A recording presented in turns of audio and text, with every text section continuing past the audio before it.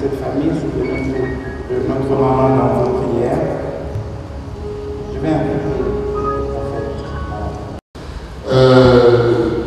Je bénis Dieu parce que l'homme, dans le cérémonie de départ vers la croix, est un homme très bien connu et que j'ai le privilège de connaître moi-même. Je vais vous épargner le témoignage parce qu'il y en a d'autres qui vont en donner. Je vais lire un texte de la Bible qui est dans le livre de 2 Rois, chapitre 13. Je vais lire à partir du verset 14 jusqu'au verset 20. Le texte nous dit ceci. Élisée était atteint de la maladie dont il est mort. Quand Josias, le roi d'Israël, lui rendit visite, il se pencha sur son visage et pleura en répétant « Mon père, mon père, toi qui es comme les chars d'Israël et ses équipages. » Élisée lui dit « Prends des arcs et des flèches. » Joas se les fit apporter. Et Élisée lui ordonna « Par là. » Quand il l'étendit, Élisée posa ses mains sur celle de bois et dit « Ouvre la fenêtre du côté de l'est. » Joas ouvrit, puis Élisée commanda « Tire. » Il tira. Et Élisée s'écria « C'est la flèche de la victoire de l'Éternel, la flèche de la victoire contre les Syriens. Oui, tu battras les Syriens à Apec jusqu'à leur extermination. » Élisée ajouta « Prends maintenant d'autres flèches et les prit. Frappe contre le sol, le roi frappa, le roi d'Israël frappa 3 coups et s'arrêta.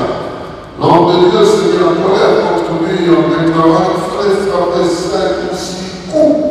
Alors tu aurais vaincu les Syriens jusqu'à leur extermination, tandis qu'à présent tu ne les battras que 3 fois.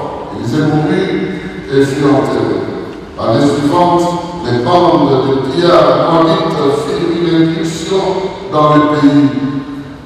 On était en train d'enterrer un homme quand tout à coup on vit venir une de ces bandes, alors on jeta le corps en hâte dans la tombe d'Élisée. Au contact des ossements du prophète, le monde reprit et se dressa sur ses pieds. Ça c'est la parole du Seigneur que nous avons lue et que Dieu nous bénisse en entendant tel que nous l'avons lu.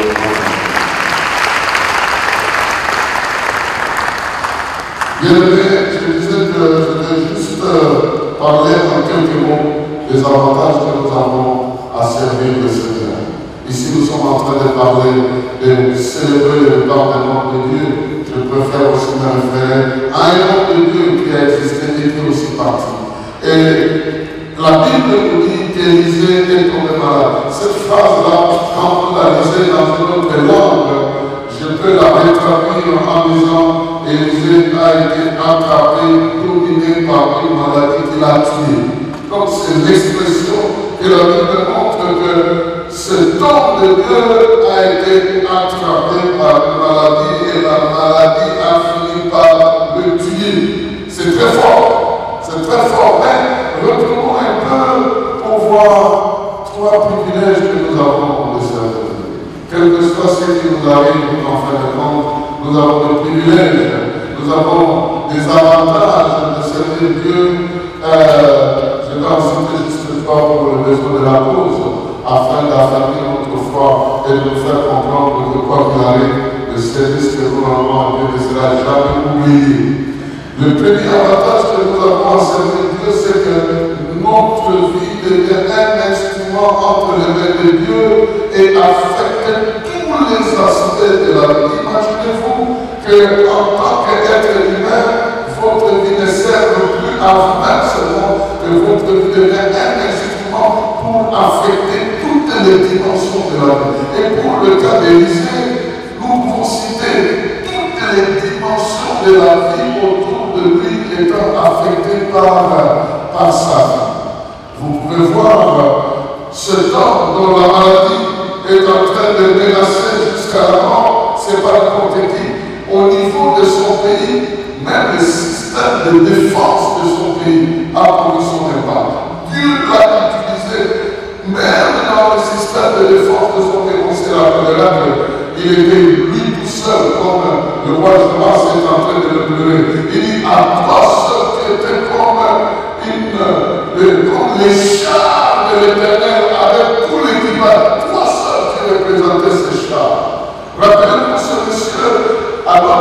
chez lui, il était capable de détecter et de découvrir le plan du roi de la Syrie. Il pouvait faire un complot dans sa chambre. Et il était au courant de tout ça. Il ne se déplaçait pas, mais il était au courant. Il était lui seul représentant tout un système d'intelligence qu'un pays peut avoir pour déceler le plan de l'adversaire. Lui seul a dérouté toute une armée rendue aveugle.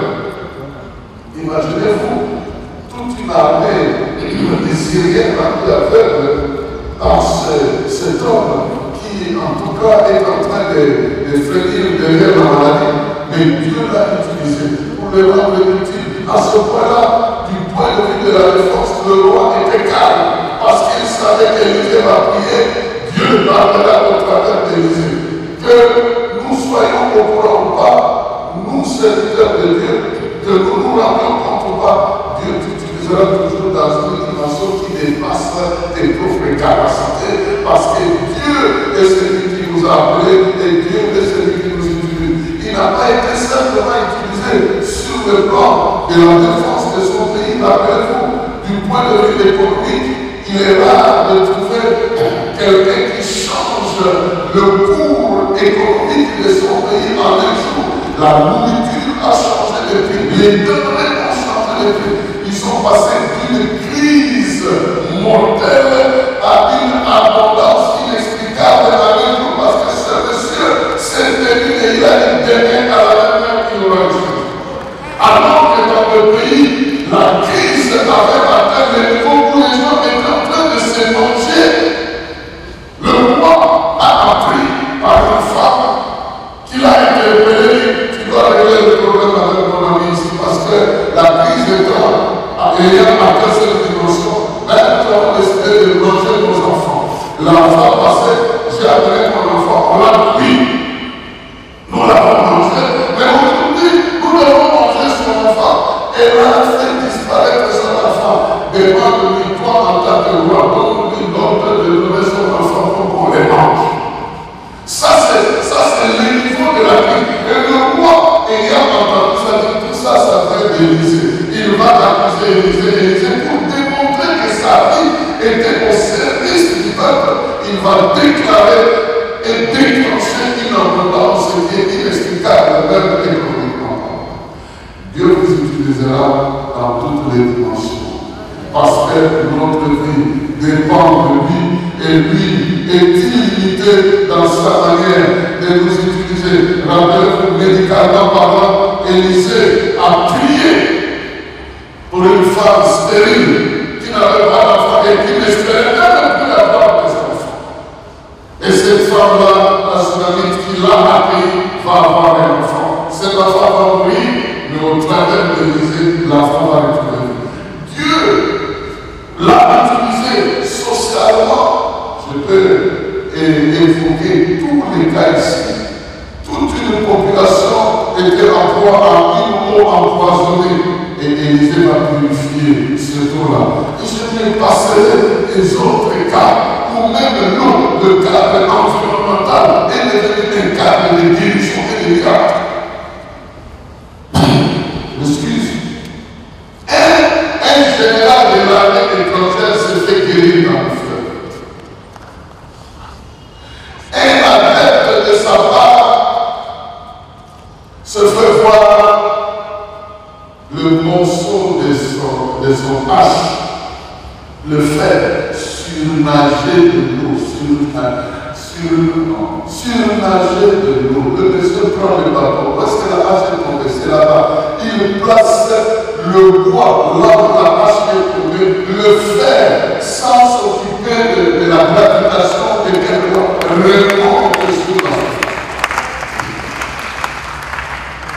Le monsieur n'en pas juridiquement, il a retourné le bois à une veuve. Donc le mari qui servait d'Élisée est mort en laissant des têtes. La multiplication de l'huile a permis à la femme de vendre et de s'acquitter de sa tête. Alors permettez que je m'arrête ici. Je peux énumérer toutes sortes de miracles que ce monsieur a fait. Malgré ça, on n'a pas vient pour le malade.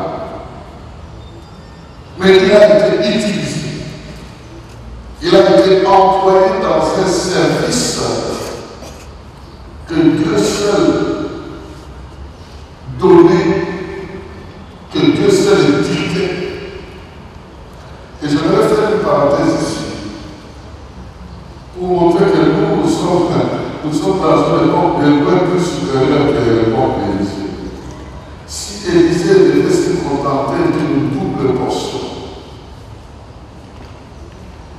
de son maître et utiliser la veste pour traverser le Jourdain, comme son maître aussi avait frappé le Jourdain de la veste, on dirait qu'à cette époque-là, les grands miracles se manifestaient au travers de la démonstration de la puissance de Moïse à séparer les eaux avec son bâton. Josué a traversé le Jourdain avec l'arche de l'alliance. Élisée avec son maître Élie, rien que la veste de Jourdain s'est ouverte avec le transfert de ces fonctions. Mais nous sommes à un niveau où celui que nous avons a l'onction sans limite.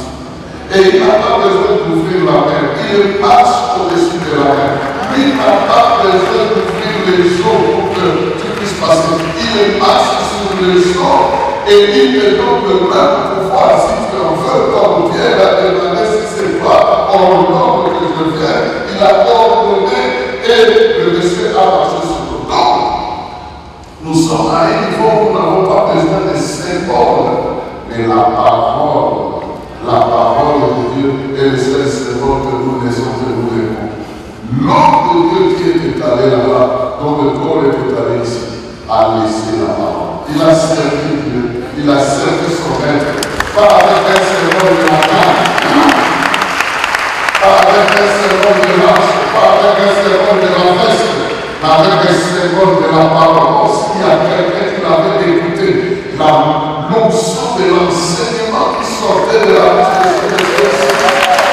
Je vous dis, je suis témoin de comment il est revenu un jour. J'ai servi longtemps dans le foot gospel. Il était le spécialiste du centre d'Éré, qui n'a pas été nourri de ses enseignements sans venir. Le Seigneur maintenant m'envoie pour commencer une œuvre. À cette époque-là, tu ne vas pas lui donner la chance de commencer quoi que ce soit. Mais la parole, bienvenue dans le Seigneur. Servons Dieu, gardons sa parole. C'est cette parole-là qui nous fera entrer dans la maison de roi. C'est cette parole-là qui nous fera faire des miracles dans les familles. C'est cette parole-là qui nous fera voir la démonstration de la puissance de Dieu. C'est cette parole qu'il a donnée à un serviteur, à un général, pour dire va te jeter cette fois d'amour. C'est la même parole que nous avons aujourd'hui. Et je prie que tous les enseignements que cet homme a laissés puissent devenir une source d'inspiration. Parce que de la même manière que cette parole a travaillé en lui, de la même manière qu'elle travaille en nous, l'auteur de cette parole n'est pas lui, c'est le Dieu qui l'a servi et le Père qui nous utilisera. Que Dieu bénisse sa parole dans le cœur. Le deuxième avantage que nous avons en servant Dieu, la Bible nous apprend que la maladie, la mort, ne peut pas nous effacer définitivement.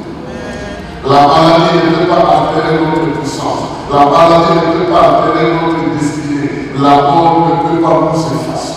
Ce monsieur, tout en étant malade, alors que le roi vient le voir en train de pleurer, mon père, dans sa maladie, il commande des victoires, tout en étant malade. Je crois que s'il y avait un médecin comme docteur Kabalesi, prendre sa température, il va voir que la température est trop élevée, peut-être la tension a déjà dépassé. Mais même si la tension est basse, ou tout ce que vous voulez, l'onction n'a que faire avec cette tension. C'est le même médecin qui met la main sur le roi qui va voir sa flèche, je fais ceci, tu auras la victoire, peu importe l'état de son corps, et même alors qu'il est enterré dans sa mort, il donne la vie au mort. Avant de faire tout ce qui nous arrive, qui nous a fait de nous détruira jamais. la haine peut venir, la jalousie peut venir, la moquerie peut venir, les menaces peuvent venir, la mort, parce que nous sommes vulnérables vis-à-vis de ces choses-là. Nous sommes vulnérables physiquement, mais spirituellement, aucune injure, aucune humiliation, aucune maladie, aucun stress, aucune chose ne peut abaisser le degré de la puissance de Dieu agissant en nous. Elle agira en nous, et je voudrais dire à un homme de Dieu, à un servant de Dieu ici, que la mort ne te finira pas, Dieu te laissera un reste, tu auras un reste. Rien que les ossements d'Élisée apportent la vie, les ossements. Donc Dieu peut permettre que tu disparaisses, on ne te voit plus, mais quelque chose de toi continue à fonctionner. Quelque chose de toi continue à fonctionner. L'homme, non, excusez-moi le terme, des fois je vais dire le nom de départ, parce que je suis vraiment un peu, j'ai des sentiments un peu mélangés. Donc le départ est célébré aujourd'hui, il a laissé quelque chose. Il a laissé quelque chose et il ne disparaîtra pas toujours parce qu'il y a une forme d'ossement qui donnera toujours la vie à qui le contactera. Pas en tant que maître, mais en tant que serviteur qui a laissé derrière lui une structure. Je veux parler de son église. Je veux parler de l'œuvre qu'il a laissée. Cette structure, si les ossements d'Élisée pouvaient donner la vie, le corps du Christ, dont une partie est restée ici, ne donnera-t-il pas la vie à ceux qui entrent? Alors, bien sûr, dans le Seigneur, il ne faut pas dire non, le prisonnier est parti aussi de pardon, il a laissé quelque chose. Il a laissé quelque chose, et quand tu entreras là-bas, le Dieu qui l'a appelé a laissé une onction. Ces prières ont été exaucées et seront exaucées là-bas. Ces vœux qu'il a fait seront toujours exaucés. Il n'y a rien qu'il a dit à Dieu qui va être effacé. Dieu est le Dieu qui se rappelle des promesses. Si vous demandez à Abraham, il vous dira, c'est 4 siècles après que les promesses qu'il m'a données se sont réalisées. 4 siècles plus tard, parce que ça ne vieillit pas dans le temps. Comprenons bien dans le Seigneur que l'homme de Dieu est parti, mais la structure qu'il a laissée ici, au nom du Seigneur, continuera à communiquer la vie parce que le Seigneur qui a été appelé est toujours là. Je vais encourager quelqu'un qui est tenté par le diable pour dire oui, quand le serviteur numéro 1 parle, non, si je pense que je vais plus en place, c'est faux. Dieu continuera à travailler, Dieu continuera à agir, Dieu continuera à exaucer les prières, Dieu continuera à intervenir, parce que celui que nous servons, ce n'est pas les hommes qui parlent, mais celui qui reste éternellement avec nous et qui utilise ces hommes-là. Je parle de Jésus-Christ. Le troisième avantage pour terminer, parce que nous avons le respect de respecter le temps, c'est que la Bible nous promet qu'il y a une provision exceptionnelle dans la vie de ceux qui servent. D'abord, notre travail n'est pas fin, mais aussi il dit, comme David le déclare, j'ai été jeune et j'ai vécu. Je n'ai jamais vu un juste abandonné, ni sa prospérité en nous. Le Dieu qu'il a gardé, qu'il a utilisé, c'est qu'il a une prospérité biologique et spirituelle. Et il ne laissera pas que ses enfants manquent du pain. Il ne laissera pas que ses enfants pleurent. Ni ses enfants spirituels, ni ses enfants biologiques, ni ceux qui sont attachés à lui. Vous ne manquerez de rien parce que le bon berger sera avec vous. Il vous mènera par les vers naturels, il fera asseoir par les jours possibles. Il vous donne le santé de la justice pour vous. Il va voir le prix de votre tête et il va vous bénir au-delà de la bénédiction. Laissez-vous et acceptez de continuer là que cet homme a laissé parce que Dieu ne vous laissera jamais et Dieu ne vous abandonnera jamais. Ceux qui partent ainsi savent qu'ils ont fini leur travail, que le temps est arrivé pour qu'il est écrit. Ceux qui meurent en Christ, le travail qu'ils vas continuer à le suivre, que ça va être resté derrière eux, en train de démontrer qu'il n'a pas servi un homme, qu'il ne s'est pas servi lui-même, il a servi un Dieu qui garantit la justice après le départ de ses serviteurs. Il vous exaucera comme il a exaucé, il vous maintiendra comme il a maintenu, il vous guidera comme il a guidé, il vous nourrira comme il a nourri, il vous gardera comme il a gardé, il vous perfectionnera comme il a perfectionné, il vous élèvera comme il a élevé. Qu'il en soit ainsi, et quiconque serve Dieu, sache que Dieu t'utilisera dans plusieurs secteurs de ta vie. Ne laisse pas ta vision s'arrêter à ta famille ou s'arrêter aux choses que tout le monde fait. Dieu te fera faire des sentiers qui n'existent pas. Et il se servira de toi à une autre dimension. Ouvre-toi à lui. Cet homme a béni il y a des enfants qui sont nés par cette prière. Cet homme, il y a des gens qui ont trouvé du boulot par cette prière. Cet homme, il y a des gens qui ont vu clair par cette prière. Il y a des gens qui sont entrés dans le ministère par cette prière. Il y a des gens qui ont été bénis par sa vie et qui continueront à être bénis. Mais comme il est écrit, le devoir de juste ne disparaît pas. L'œuvre de Dieu continuera. Alors que tous ceux qui héritent de lui doivent croire et se réconforter que l'Éternel n'a jamais abandonné le juste. Et sa descendance ne peut pas se retrouver dans une sorte de mort. Il le couvrira. Que Dieu bénisse sa parole.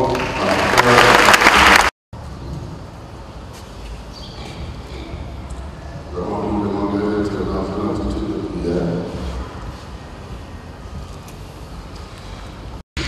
Pour le départ de l'un d'entre eux et la personne qui reste est pas liée par cette alliance.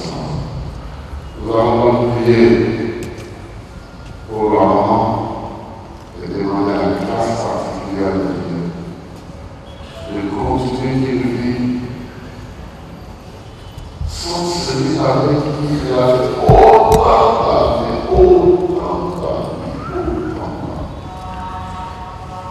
Que la rupture de cette relation ne la passe pas dans un déséquilibre, mais que Dieu couvre. Ce Dieu-là qui couvre le veuve, qui prend soin d'elle, qui se prend soin.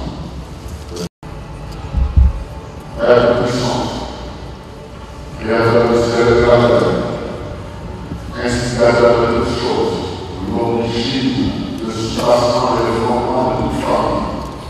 Famille tire son nom de toi. Tu as gagné Seigneur, et ton serviteur, dans son appel, marche avec ta servante.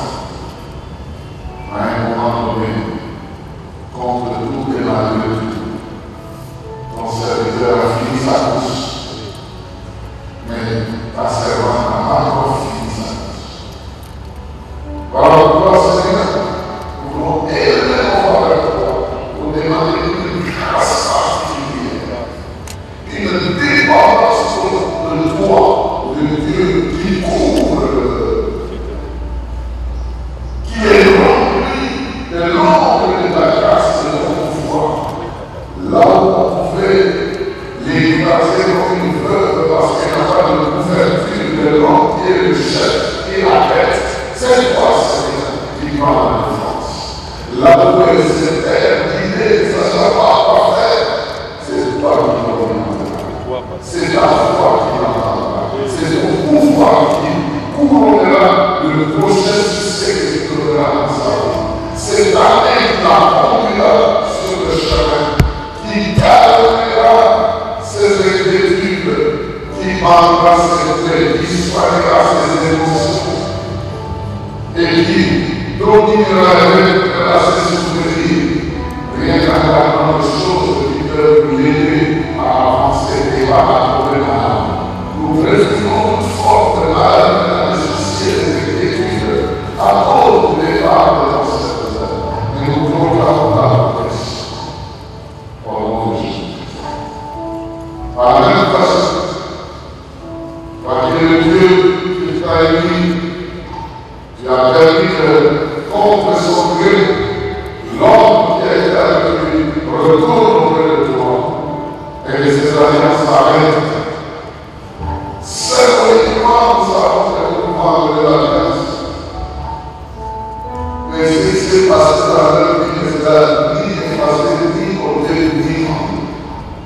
Parce que c'est toi qui as fait de ça une richesse.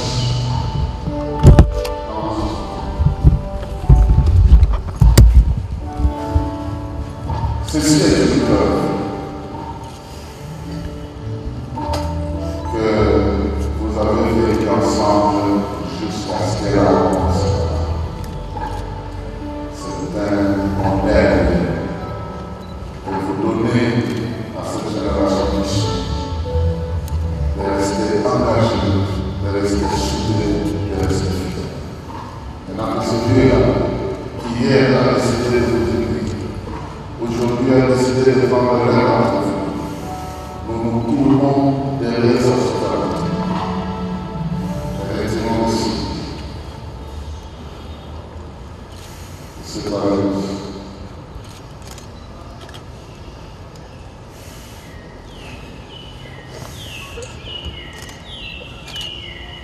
Au nom de Jésus. Il a été placé au nom de Jésus. C'est lui qui l'a fait placer ici. Et la paix, jouissant de l'unité de la parole. Et la reste de Dieu encore dans la vie. De la paix, de l'intérêt, de la grâce de Dieu soutient. Et de le vide que tu vas ressentir dans ton âme, dans ton esprit, soit comblé par un Dieu qui a lui-même les taux pour s'élever dans la vie des ceux qui sont convertis. Et que tu élèves ces cœurs qui seront rassasiés. Que Dieu vous rassasie de tout ce qu'il fait, de toute sa présence, de toute sa puissance. Tu es libéré de ce vœu que tu as fait.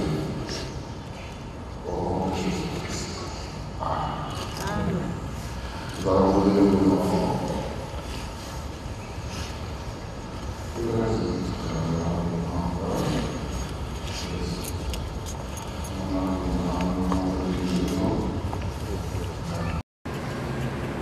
Jusqu'à ce jour, tu les as soutenus et tu les as conduits jusqu'à ce qui est en train de se passer maintenant.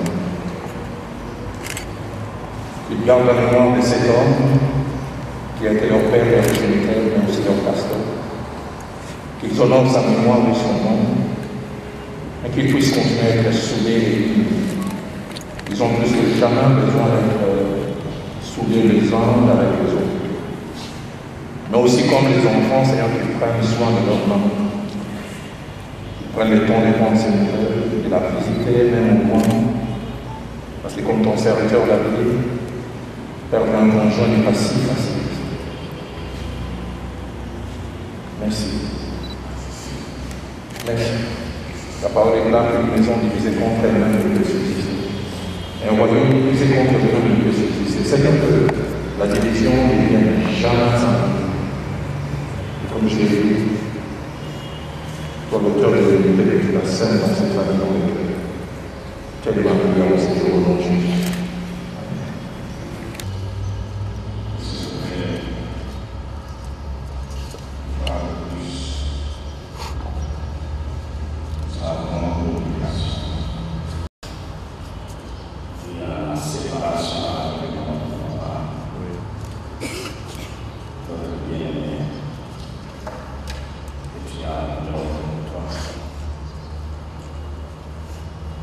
La situation est vraiment difficile, douloureuse, insupportable. Toutes les situations difficiles, douloureuses que nous, en tant que des enfants, nous puissions connaître sur cette terre. Oui, papa. Seigneur Jésus, tu as confié à la solution sur ton corps. La situation qui nous préoccupe aujourd'hui, c'est l'amour. Et tu as dit que tous ceux qui croient en moi vaincront la mort. Car ils vivront éternellement avec moi. Ésaïe 54 nous dit clairement que tu es le consolateur de veuves. Oui, papa. Il est écrit aussi que tu es le père des orphelins.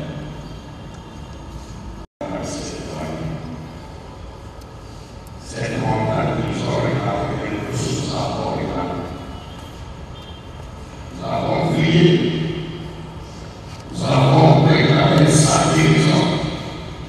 Nous avons utilisé tout ce que la parole nous donne comme pour combattre la maladie et la mort. Et toi aussi, au-delà de tout, tu as décidé. Merci parce que tu dis garder le monde et tous ces enfants. Et tu les aimes, que rien n'a changé à ton amour pour eux. Rien n'a changé à ton amour pour eux. Que ton alliance de paix, avec toutes les dispositions, toutes les promesses de l'heure, il est valable pour eux. Oui, que ta compassion va continuer à opérer, ta grâce va continuer à opérer dans le ministère. C'est cette vie-là pour Dieu, Seigneur Jésus. La vie que l'on va te donner, vie auprès de toi, c'est cette vie dont tu as dit, je suis le bon péché, je suis venu vous donner ma vie. Cette vie de vie auprès de toi, c'est celle qui a vécu la réponse de cette terre. Qui triomphe de la mort. Et nous prions pour que cette même vie, que cette famille, parce qu'ils sont aussi des bénis, que ta vie continue à vivre la vie. Qu'il continue à vivre la vie. La vie que Papa Dieu donnait à vivre dans le corps. Qu'il continue, mon Dieu, à vivre cette vie. Car cette vie que toi, notre bon péché, c'est la seule qui triomphe éternellement. Merci. Dieu le Saint-Esprit. Console. Console. Encore davantage. Et lui, les gens, dans les années 50, les années 60, et on le cette force, cette puissance de toi, l'Esprit du Dieu vivant, qui va les élever au-dessus de cette mort. Et leur permettre de continuer à vivre la vie de toi, le Seigneur Jésus, notre bon péché. Merci, Père, au nom de Jésus. Amen. Qu'il soit vrai et capable de partager la promesse que le Père a promis ou a soutenu ou a désiré pour chacun en particulier, mais aussi pour eux tous en tant que famille. Nous les vivons entre eux, toi le grand pasteur de l'Église. Tu ne manqueras pas de les aider, de les conduire, de les bénir et de leur donner avec toi. Au nom de Jésus-Christ, notre Seigneur Sauveur. Nous voulons voir cette famille aller de l'avant et qu'elle devienne une consolation pour nous au travers de ce que nous avons permis par le pas de leur Père.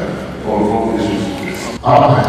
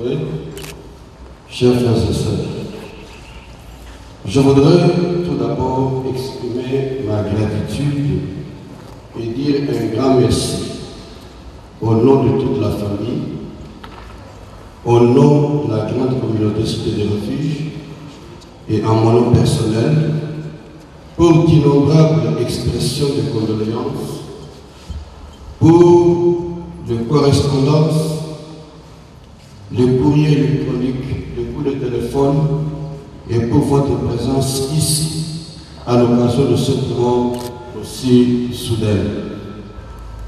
Puisque ce moment signifie pour nous l'action de grâce, je demande et je vous prie, vous tous ici rassemblés, de rendre grâce à Dieu pour la vie de cet homme qui vient de nous quitter pour la maison du Père. Comme il avait l'habitude de le dire, si vous apprenez que je suis mort, c'est que je suis entré à la maison du Père. Ne me plairez pas comme le monde, mais plaire les gens, mais rendez grâce à Dieu. Pour nous tous, sa mort est un choc.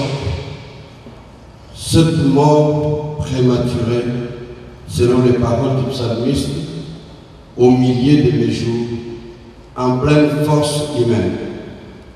Si selon les psalmistes, le nombre de nos jours est de 70 ans, 80 pour les plus forts, alors les 65 ans de Dieudonné Zemmour sont vraiment au-dessus de la moyenne, au-dessus de la moyenne attendue dans une vie humaine au regard de ses réalisations pendant ces jours sur cette terre.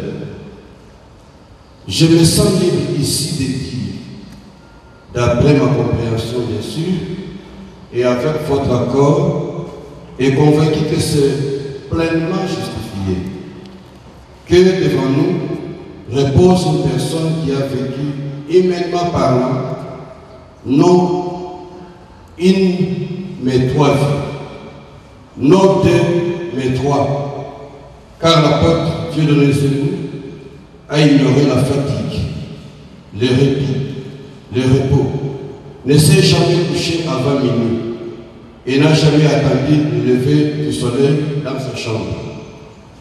De jour en jour, d'année en année, indépendamment du temps qu'il fait, il s'est levé avant les autres et il allait prier. Pour lui, en tant qu'ouvrier dans les champs, les seuls temps libres dans la journée étaient ces temps matinal où, dès son lever, il consacrait son temps à la prière jusqu'au jour où il a été surpris par cette mort prématurée. Il n'avait même pas le temps de penser à lui-même, à sa santé ou à ses propres besoins. Il ne se plaignait jamais de rien, à cause de toutes les charges qu'il a assumées et qu'il épuisait de jour en jour. Il ne trouvait pas le temps de se reposer. Ainsi, portant sa croix depuis presque plus de 40 ans, il l'a déposée au pied de la croix du Seigneur pour être glorifié dans l'éternité. Face à la mort brusque, nos cœurs sont bouleversés et attristés, mais Dieu a le droit de rappeler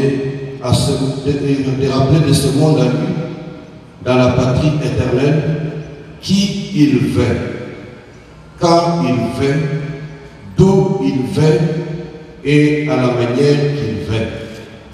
Il ne consulte personne au sujet de sa mort, ni n'amnistie personne de la mort.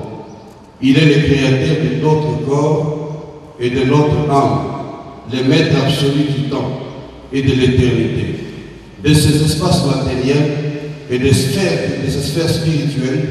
Et c'est pourquoi nous tenons devant Dieu ce jour, dans l'attitude d'humilité et de foi. S'agissant de cet homme qui vient de nous quitter. Tout ce qu'il faisait avait un seul but, glorifier Dieu et le servir. Une fois, je lui demandai pourquoi il n'avait jamais peur, pourquoi il ne ressentait jamais d'inquiétude. Et il m'a répondu, parce que je vis pour Dieu. Et je m'attends à lui en toutes choses. Et il est ma raison d'être. Les gens ont peur parce qu'ils craignent tout ce qui les entoure. Ils ont peur de perdre ce qu'ils possèdent. Voilà donc la réponse qui m'est donnée. De son vivant, Dieu de nos égaux ne s'est pas contenté seulement d'annoncer l'évangile. Il est aussi passé à l'acte en s'oubliant lui-même. Il donnait jusqu'au bout précisément à ceux qui avaient le plus besoin de l'aide. Il était une aide spirituelle, matérielle, l'ami de tant de personnes, d'innombrables personnes. Il a laissé ses traces ineffaçables. Il a vécu la parole de Jésus-Christ. Comme le Père m'a aimé, je vous ai aimé. Et il n'y a pas de plus grand amour que de donner sa vie pour ceux qu'on aime. Dieu a donné sa vie pour tous. Il aimait d'un amour de prédilection ce que personne n'aimait. Les abandonner, les négliger, ce que les péchés et la haine ont terriblement blessé. Il a consolé, il a pensé les blessures, il a aidé, il a accueilli. Il s'oubliait entièrement lui-même. Et c'est pourquoi il est parti très tôt. Voilà pourquoi j'affirme qu'il a vécu pas une vie, pas deux, mais 3 vies pour son temps. Parce qu'il était entièrement, il s'est entièrement livré pour les autres. Je me rappelle un jour, lorsque l'approchant pour lui présenter une offre d'acquisition d'un terrain pour y construire sa maison, il me répondit, mon frère, tant que je n'ai pas encore construit une maison pour Dieu, je n'en construirai pas pour moi-même. C'était un étonnement pour moi. Mesdames, messieurs, distingués ministres de Dieu, chers frères et sœurs, que dire de la biographie de cette vie tellement remplie? Né le 6 décembre 1955, à Kananga, actuelle province du Kasaï central, l'apôtre Dieudonné Zengoussa, fille deuxième d'une fratrie de 11 enfants, issus de l'union de Colin Moutombo et de maman Apolline Zeb, qui nous ont déjà précédés auprès du Père. Et de cette union, de ces enfants issus de cette union, il y a 7 qui sont en vie. Je voudrais les citer rapidement. Notre grande sœur aînée, Marie-Josée Galona, qui est dans la salle, qui est venue jusqu'au procédé. Je vais vous demander de vous exprimer avec vous. Merci. Notre grand frère qui vient immédiatement après, lui-même qui vient de mourir, Jean-Pierre Kabongo, qui est aussi dans la salle, est venu pour l'aider. Nous avons notre grande sœur Fidèle Kaseka, qui est aussi dans la salle, venue pour l'aider. Votre serviteur Dieu merci Togo. Nous avons Frédéric Kalamba, qui est aussi dans la salle, venu pour l'aider. Nous avons également notre frère Alexis Dumont, dans la salle, venu pour l'aider. Et aussi notre cadet Ogi Mwanza, qui ne pouvait pas se déplacer parce qu'il était obligé de rester aux États-Unis pour garder les autres.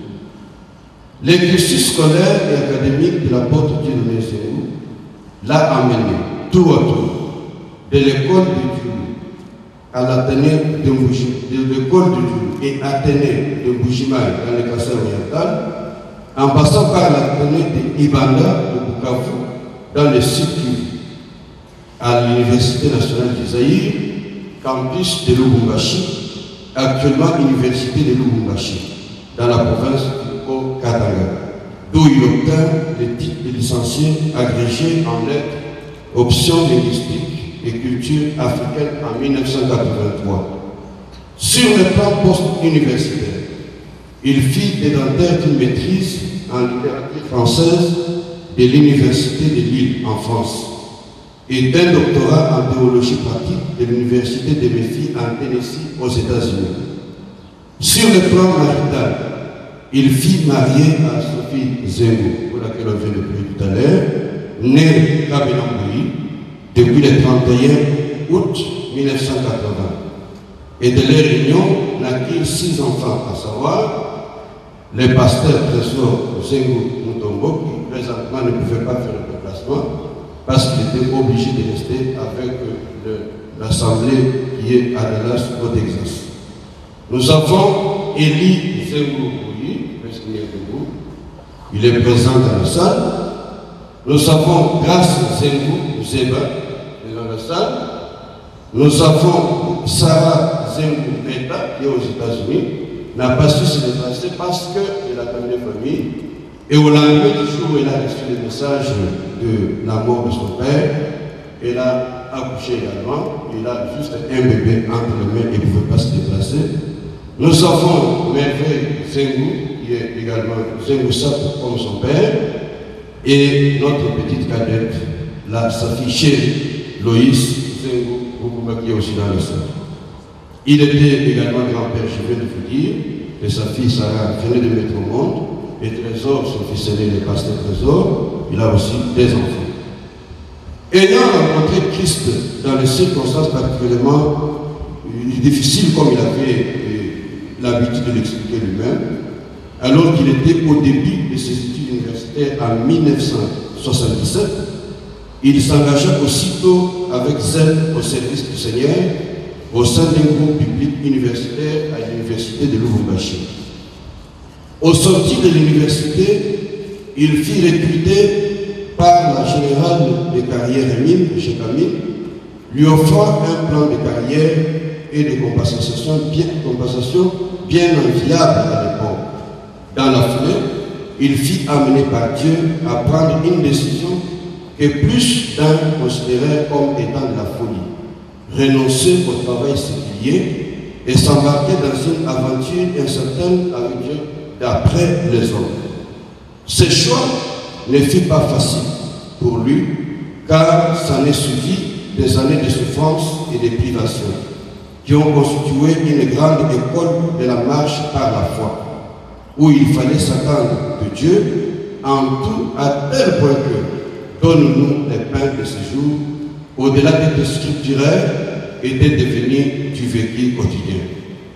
Répondant à l'appel de Dieu, après avoir tout abandonné, il va se faire encadrer spirituellement à l'église Viens-et-Moi, une des paroisses de la 30e communauté pentecôtiste, dirigée à l'époque par le missionnaire suisse Ronald Mono, qui deviendra apôtre plus tard, à qui se succéderont tour à tour les pasteurs Théophile Kiluba, visionnaire du ministère d'évangélisation Jésus-Christ à toutes les langues, au sein duquel l'apôtre Dieudonné Zengo avait assumé les responsabilités d'administrateur et enseignant de la parole de Dieu, et ensuite par Albert Lukusovifungu, rappelé dans la gloire du Père.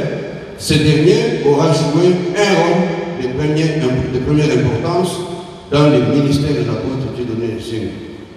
Le parcours ministériel de l'apôtre Dieudonné Zengo aura été marqué par les étapes ci-après. 1. Sa conversion, comme indiqué si haut en 1997, suivi de l'implantation d'une cellule de prière à Lubumbashi, d'où sont sortis plusieurs serviteurs de Dieu. 2. Sa participation au lancement et à l'implantation du ministère d'évangélisation Jésus-Christ à toutes les langues, JDL, en 1986. 3. Son adhésion à la communauté des hommes d'affaires du plein évangile Full Gospel, au sein duquel il fut directeur chargé de la formation et premier formateur au centre Bélé depuis 1989. 4. Son passage à l'église pentecôtiste de ma campagne, où il a travaillé à l'enseignement de la parole de Dieu vers les années 92-93. 5. La mise sur pied d'un centre d'enseignement et d'études bibliques dénommé Source Siloé en 1994. 6. Suite à une claire directive, il fit appeler au ministère pastoral le docteur Daniel Kawata viendrait de le dire tout à l'heure, alors que Dieu lui confiait la vision d'implanter la communauté cité de refuge en 1995, communauté qui compte à ce jour plusieurs extensions à travers le pays, la République du Congo et à l'extérieur, dont une à Dallas au Texas, là où j'ai dit tout à l'heure que son fils, le pasteur Trésor, est resté pour religieux. Le 7, il est initiateur d'un centre de formation et de préparation au ministère dénommé Centre d'encadrement et de perfectionnement pour les ministères, CPM en cycle depuis 1997. À côté du ministère de la parole, l'apôtre Dieudonné Sengou fit également conseiller conjugal, dont le travail lui avait inspiré l'ouvrage Les secrets du bonheur conjugal, disponible en version e-book sur Amazon. Il a en outre laissé d'autres ouvrages en gestation et sous écriture qui, si Dieu le permet, pourront être publiés à titre posthume. Visionnaire et représentant légal de la communauté charismatique de refuge, l'apôtre Dieudonné Sengou laisse derrière lui plus de 40 ans de ministère caractérisé par le sérieux, le dévouement, l'abnégation dans le service du Seigneur, souffrir sans en avoir honte, servir Dieu sans rien attendre en retour et aimer Dieu au point d'être prêt à renoncer à ses propres ambitions de le servir, auront marqué son parcours ministériel depuis ses premiers pas jusqu'au moment où Dieu, dans sa souveraineté, a décidé de les rappeler à la maison alors que nous aurions aimé les garder à nos côtés. Rien ne pouvait arriver sans que Dieu ne l'ait permis. Nous ne pouvons que nous incliner devant son choix souverain. Notre cher frère et papa, nous rendons grâce à Dieu de t'avoir eu. Nous rendons grâce à Dieu de t'avoir eu comme père dans cette communauté cité des refuges. Nous rendons grâce à Dieu pour tous les dons qu'il t'a accordés et que tu as utilisés au maximum. Nous rendons grâce pour la famille de t'avoir donné à cette œuvre pour laquelle tu as sacrifié toute ta vie. Nous sommes convaincus que tu as pu rencontrer le Seigneur face à face, les yeux dans les yeux, lorsque tu t'es trouvé devant son trône en ce jour-là, le 13 avril 2020, un lundi de Pâques, un jour après la célébration pascale. C'est très significatif. Exactement, selon l'évangile de notre Seigneur Jésus-Christ, tu as fréquenté son école de service et non de domination, des dons et non d'accaparement, d'extrême pauvreté et non de richesse. C'est pourquoi nous sommes convaincus que si les hommes n'ont pas pu te récompenser pour tout ce que tu as été pour eux, le Seigneur lui-même est ta récompense. Après t'avoir rencontré, d'innombrables personnes pouvaient dire merci à Dieu d'avoir créé une telle personne. Merci à Dieu de m'avoir aimé à travers lui. Et toi, à Dieu donné, tu pouvais dire il y a tant de personnes qui m'ont permis d'aimer Dieu, qui m'ont permis de m'approcher de Dieu et de notre Seigneur Jésus-Christ. Tu t'es consommé au service de Dieu, au service de sa présence, ici et à travers le monde. Tu étais l'ambassadeur et le diffuseur de cette dévotion qui, chez toi, était toujours christocentrique. Nous sommes convaincus que l'Église ne t'oubliera jamais. Cité de refuge, demeurer reconnaissant d'avoir vécu avec Dieu de Dieu et continuer à honorer sa mémoire en protégeant l'œuvre qu'il vous a laissée comme un héritage commun. L'apôtre Dieu de Dieu aura réellement été un don de Dieu, comme l'indique son vrai nom, non seulement pour sa famille biologique, mais aussi pour l'ensemble du corps de Christ. Ainsi nous disons, Dieu a donné, Dieu a repris, que son nom soit glorifié. Pour terminer mon propos, je voudrais demander une chose à Dieu. Pardonne-nous, à nous tous qui, ayant vécu avec cet homme, nous n'avons pas compris sa valeur.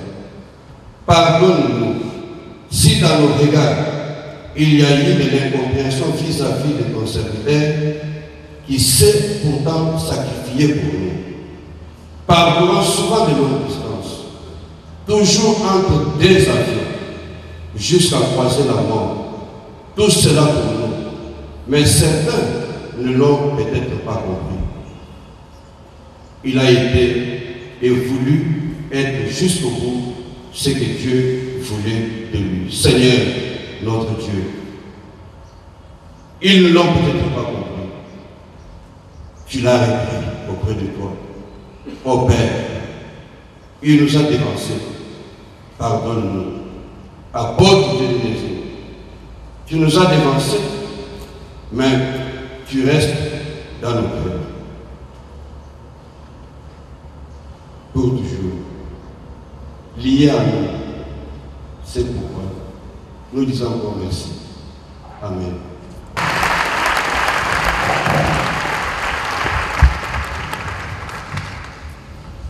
En ce moment, pour dire quelques mots au sujet de cet homme, serviteur de l'Éternel, que j'ai connu pendant près de 30 ans. Les quelques propos vont s'articuler en 3 éléments. Je l'ai connu comme un homme de vision. En tant qu'homme de vision, je me rappelle à une époque, il dirigeait le centre Siloé, comme on venait de le dire dans la biographie. Il enseignait les cadres, les hommes d'affaires, les personnes avec beaucoup de moyens. Et devant encadrer ces gens, il leur dit, je vais vous envoyer au sein de l'église d'un ami, parce que moi, je vais faire l'évangélisation. Ce que je retenu dans cet épisode est que cet homme pouvait dire, parce que j'ai des cadres devant moi, c'est le moment de commencer l'église, mais il est resté concentré à la vision. Envoyer ces gens dans cette église d'un ami, et vient la clarification, parce que la vision n'est pas statique, elle est dynamique. Dieu lui dit, comme on vient de le dire, qu'il va installer maintenant cité de refuge. Nous échangeons, je lui pose la question, je lui dis, évangéliste, comme parfois on l'appelait à son temps, mais que vas-tu faire des gens que tu as envoyés de l'autre côté? Il me répond, ah, mon frère, moi, je ne fais pas l'œuvre de Dieu avec malice. J'ai dit ces gens-là vont appartenir à cette église-là, ils vont rester là, quelles que soient les relations que nous avons, ils sont là avec leurs pasteurs. Et il est resté dans cette logique-là, tout le temps, il a ouvert l'église et ces gens, il ne les a pas permis de les suivre. Or, vous le savez tous, dans l'œuvre de Dieu, on a besoin de ceux qui ont des moyens pour nous appuyer au début. Et surtout que vous les avez formés et encadrés, chacun de nous comme pasteur dira c'est le moment de les récupérer. Mais lui n'a pas fait ça. Il a demeuré dans ce qu'il a pris comme engagement. J'ai connu cet homme comme un homme engagé à servir le couple. Je me rappelle un jour, nous travaillions pour réconcilier un couple qui avait des problèmes. Nous parlons, nous échangeons, et comme les frères qui avaient des problèmes avaient aussi invité notre pasteur, et nous trois nous retrouvons en train de conseiller, quand les conseils de notre pasteur n'allaient pas dans le sens qu'il fallait, et Dieu Donezem n'a pas hésité. Il m'a dit, mon frère, en tout cas, l'œuvre de Dieu mérite du respect. Ce n'est pas parce que l'on a les moyens que l'on va fermer les yeux en laissant la porte à l'ennemi. Et donc, je pense, mais de solidariser, oui, on se rencontrera pour autre chose, mais pour continuer de parler de ça, alors je lui dis, on va échanger. Et quand nous avons parlé, il a dit non, moi je préfère ne plus parler dans la réunion comme on le faisait là si on a des conseils à donner aux frères. Donc je veux dire par là, un homme qui aimait la vérité, un homme qui était sincère, un homme qui pensait plaire plus à Dieu qu'aux hommes. Cet homme qui nous a quittés. Je disais un homme de vision. Donc comme j'avais dit que je vais articuler en 3 choses, je parlais une. C'est cette façon-là de servir Dieu sans malice. 2. Cette façon-là de pouvoir rester fidèle à ce que l'on fait en respectant Dieu et sa parole. La 3e chose, nous nous retrouvons aux États-Unis. Quand il devait s'installer, nous échangeons, je lui dis, apôtre, maintenant, comment tu vas faire? Tu m'as dit que tu vas commencer l'église, et il me répond, ça c'est la pensée de l'intégrité. Il dit, mon frère, en tout cas là, je veux m'épargner de prêcher dans les églises de nos frères, parce que je ne peux pas.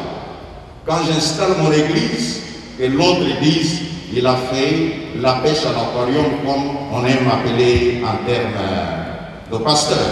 Donc c'est-à-dire, chercher l'église du voisin, prendre les âmes là-bas et commencer avec le travail. Or c'est ce que plusieurs ne font pas dans notre temps. Et il me dit, même la prière, je préfère rester prier à la maison jusqu'à ce que je commence l'église. Parce que, avec tout le temps que nous avons fait dans nos services de Dieu, il y a une personne qui me connaît quelque part. Quand j'irai prier, cette personne me voyant risquera de venir là où je vais commencer l'église et le pasteur dira, ah bon, le jour qu'il est venu prier chez moi, c'était dans l'objectif de localiser certaines personnes et les emmener avec lui. Il commence l'église, je lui demande, et maintenant que vas-tu faire de Kinshasa? Il me dit, mon frère, le travail de Kinshasa, tu connais d'où nous venons. Nous avons beaucoup souffert. Je ne peux pas abandonner le travail qui s'est fait à Kinshasa. Je serai entre les 2 avions. Et c'est ce qu'il a pu faire. Il était tantôt à Kinshasa, tantôt à Dallas. Et je peux vous témoigner que cet homme qui nous quitte, un homme d'organisation. Je connais la plupart des églises de nos frères outre-mer. Quand je suis arrivé à l'église qui venait de commencer à peine 1 année, je lui dis, mais, apôtre, toi tu viens avec moi de l'Afrique, mais comment tu as su t'organiser comme ça? Il dit, mais oui, vous dites que vous voulez installer l'église aux États-Unis, vous n'allez pas l'installer comme si vous étiez à Kinshasa. C'est pourquoi je suis en train de témoigner que le ciel avait voulu nous donner un homme qui est resté correct dans l'accomplissement de la vision, si cela peut être un enseignement pour nous tous, et aussi un enseignement pour tous les cadres de la communauté cité de refuge, qu'ils soient en province, qu'ils soient à Kinshasa, ou qu'ils soient en dehors du pays. Si vous pouvez rester attaché à la vision, ce serait ça, la véritable célébration de la mémoire de cet homme. À nous tous qui l'avons connu, c'est aussi un exemple à suivre en disant, oui, quand nous sommes appelés à trancher certains conflits, que nous puissions toujours ne pas édulcorer la parole de Dieu, toujours demeurer correct en disant la vérité, là il faut dire la vérité. Et au-delà, que nous puissions garder toujours les bonnes relations, cela honore l'Éternel, cela honore l'Église son corps. Ce sont ces quelques paroles que je voulais dire en disant encore à Maman Sophie, à toute la famille, en tout cas, que Dieu par son Saint-Esprit vous donne la force et qu'à toute l'Église, que nous puissions comprendre, comme dit le prédicateur, la mort peut venir, mais elle ne nous efface pas parce que nous allons à la maison du Père. Que Dieu vous bénisse tous et que son nom soit glorifié. Il est venu spécialement de Lubumbashi pour participer au obsèque. Je ne sais pas s'il faut que je dise quelque chose. Je continue à être ému, puisque plus de 30 ans passés, nous avons marché avec lui. Nous étions habitués à nous présenter mutuellement à différents endroits. On a voyagé énormément ensemble. aussi bien à l'intérieur qu'à l'extérieur du pays. Je vais être bref puisque la plupart des choses ont déjà été dites ici.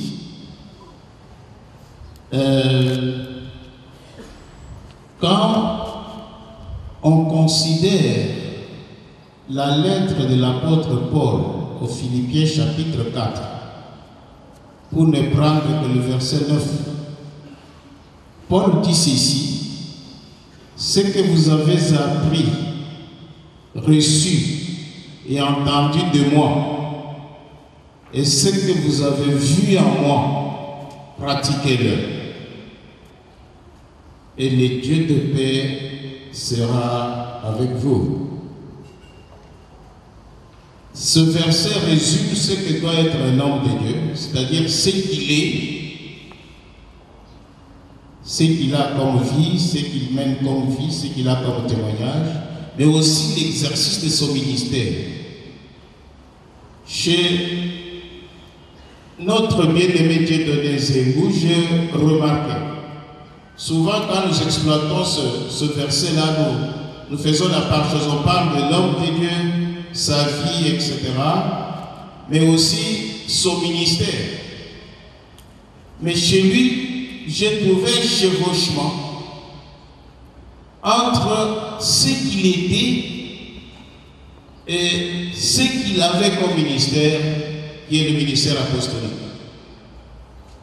Et tout se faisait autour de l'humilité que j'avais découvert en lui.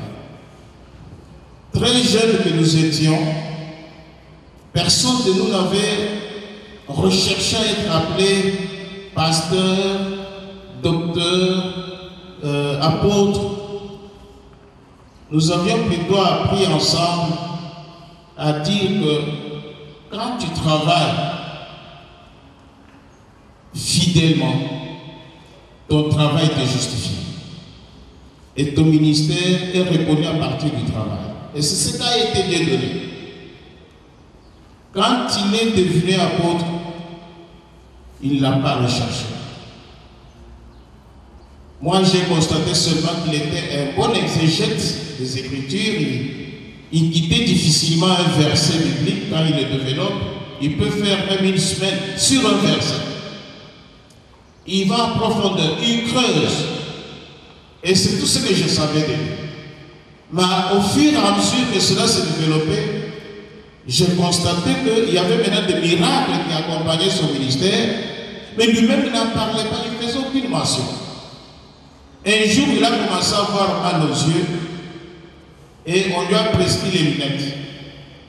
Et une maman est venue le consulter pour dire: papa, j'ai très mal aux yeux, si vous pouvez prier pour moi.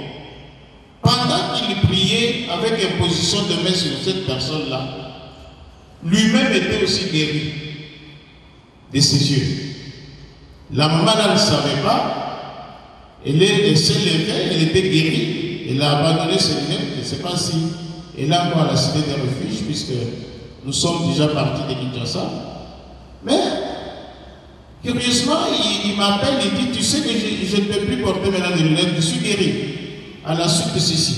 Et ça, il y a des choses qui se passaient qu'entre nous deux, on se le dit, mais jamais il s'est glorifié comme les autres. Voyez-moi là, très rarement dans ses enseignements, il mentionnait le moi. Il évitait beaucoup de mettre le moi dans ses enseignements. Je rends grâce à Dieu pour le message du docteur Daniel, parce que Daniel, moi, je l'ai connu par l'apôtre Dieudonné. Et je me souviens, on était une fois à une convention ensemble. Le docteur Daniel me dit: mais ça fait très longtemps que je n'ai pas entendu un enseignement. Puisqu'en fait, les enseignements, il y a une grâce pour ça. Ça ne se force pas. Et chez l'apôtre Dieudonné, j'avais découvert, et quand il commence un enseignement, vous avez envie de continuer à l'écouter. Et il faisait tout dans l'humilité. Un homme vraiment humble. Ce n'est pas parce qu'il n'est plus là qu'on le dit, mais même de son vivant, nous lui avons dit. On dit continue comme ça. Et c'est ce qui a fait que nous soyons liés ensemble. Depuis plus de 30 ans, on a continué à marcher ensemble dans cet esprit-là. Je pense.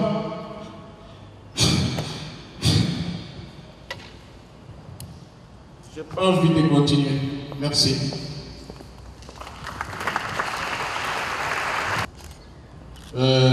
parler de l'apôtre, c'est beaucoup de choses. Ça prendrait beaucoup trop de temps. De toutes les façons, pour tout ce qui est ici, si vous êtes venu, c'est parce que vous avez quelque part un témoignage à faire. Ici, comme nous n'avons pas de temps, je voudrais juste parler. Parce qu'il y a certaines choses qui doivent être communiquées à la génération future. Je voudrais juste parler de certaines personnes, ce n'est pas ça le rapport parfait, qui ont joué un rôle clé dans sa vie chrétienne et dans son ministère, de manière chronologique. La première personne qui a reçu l'orientation que devait prendre la vie de l'apôtre Dieu de Zengou, c'est son grand-père, qui était pasteur presbytérien, je crois en Boujmal, parce que son père était aussi ancien dans l'église presbytérienne. Et très jeune, peut-être qu'il était encore à l'école primaire, son grand-père un jour va prier pour lui avec insistance. Lui-même ne comprenait pas pourquoi on devait prier sur lui de cette manière-là. Très jeune. Lui-même n'était même pas converti, parce que vous avez suivi le témoignage de sa conversion. Mais les grands-pères avaient déjà reçu cette lumière de la part de Dieu, que celui-là devait servir Dieu. Et c'est dans ces termes-là qu'il avait prié.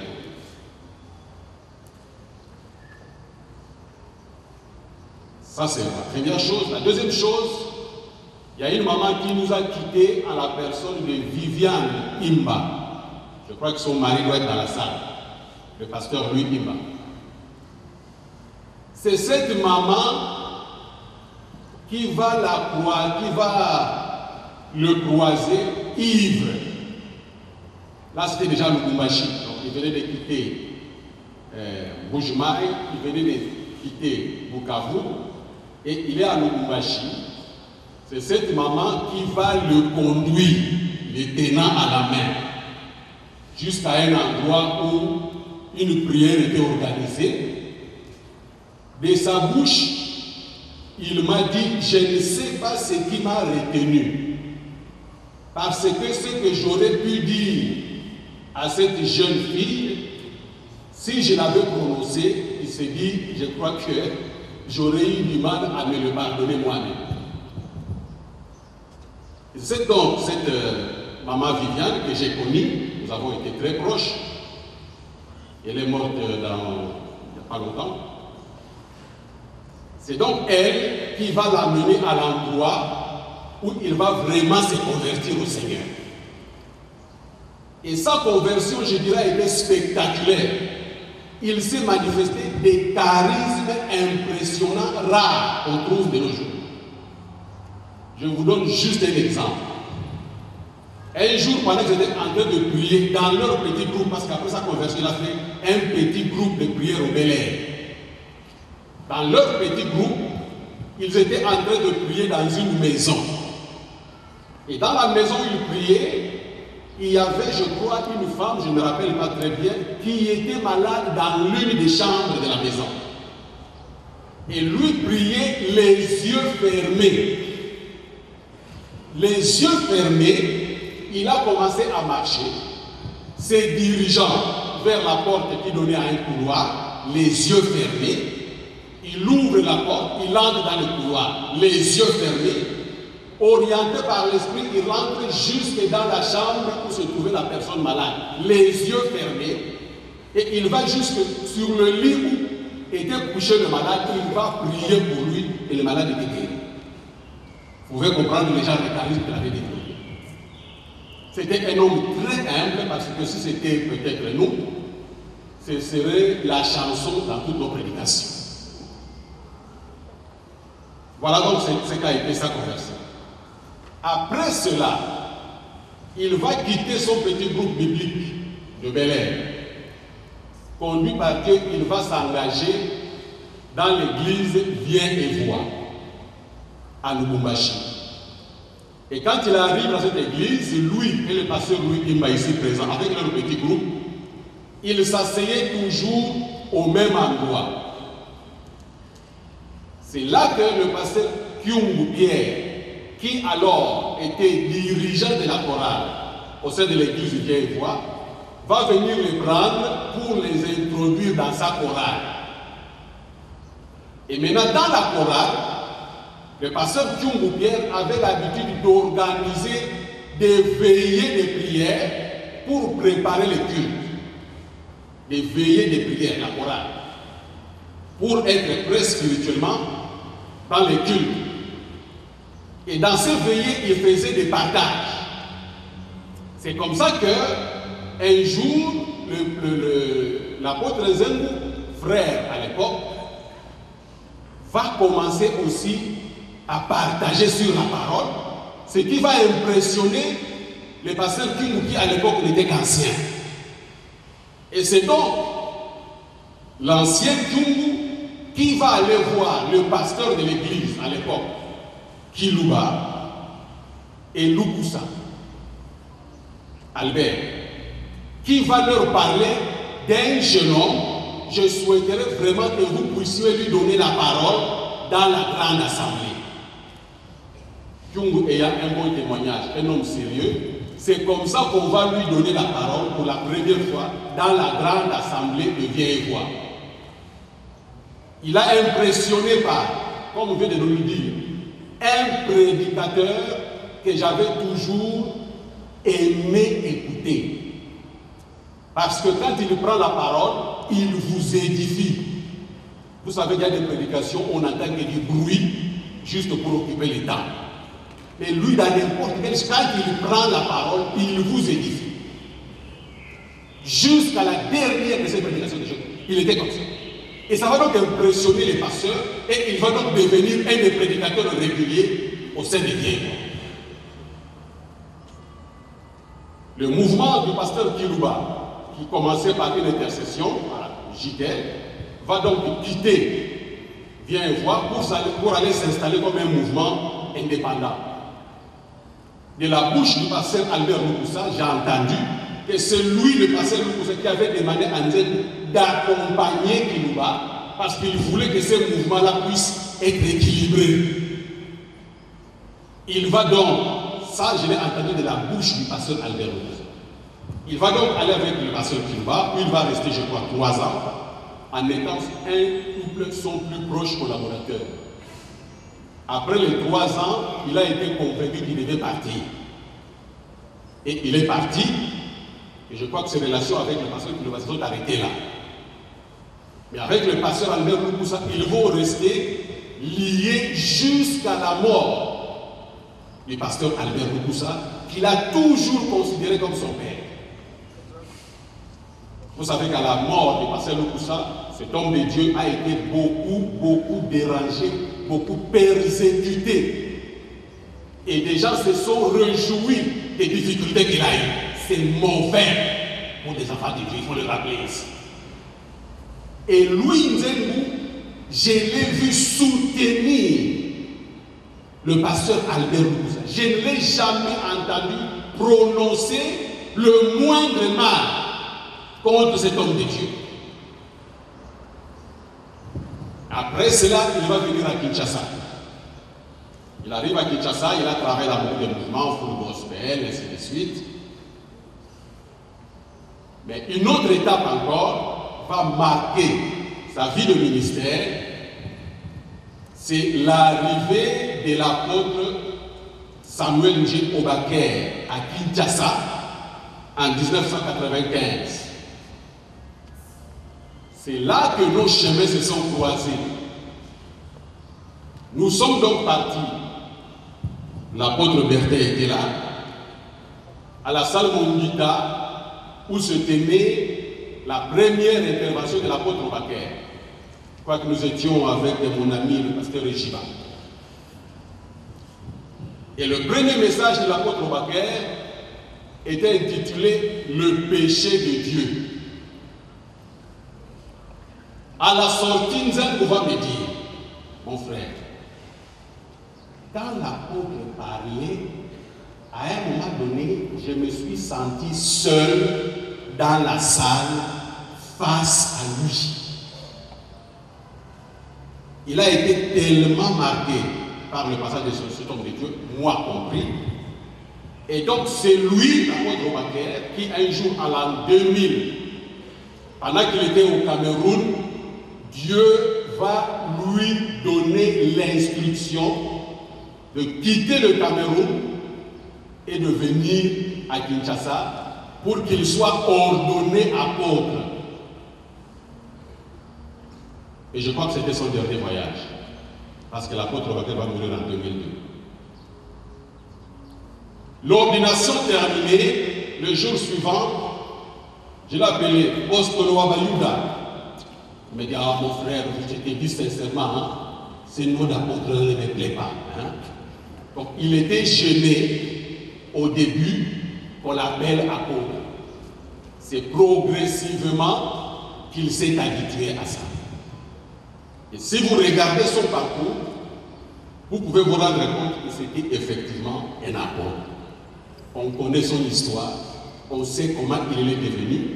Et l'apôtre Ouaké qu'il a consacré au ministère d'apôtre, c'est le pionnier du pentecôtisme au Cameroun. Donc si le pentecôtisme a vu le jour au Cameroun, c'est justement par l'apôtre Samuel Dion Ouaké qui commençait son ministère en 1954. Mais, quand il devait commencer son ministère, il y a une personne importante qu'il faut citer. C'est Maman Sophie, cette femme-là.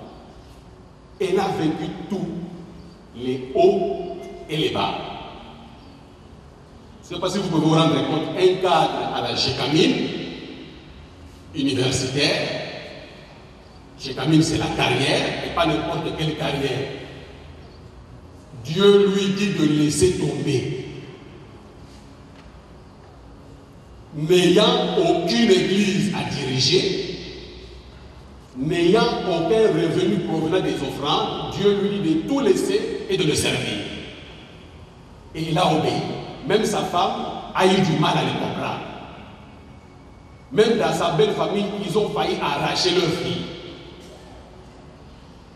Mais sa grande sœur Marie-Josée, là, ça c'est de la bouche de l'apôtre, c'est elle qui va très bien comprendre que ce que cet homme dit est vrai, c'est vraiment un appel authentique de Dieu. Maman Sophie que vous voyez là, elle est liée définitivement à cette œuvre. Définitivement. Elle est toujours liée à cette œuvre, même si vous avez enlevé l'alliance. Elle est liée à cette œuvre. Vous osez la négliger, la mettre de côté, la mépriser. Je vous dis que ça ne vous attirera que malédiction. Bien sûr que ce n'est pas mon souhait, c'est pour ça que je vous avertis.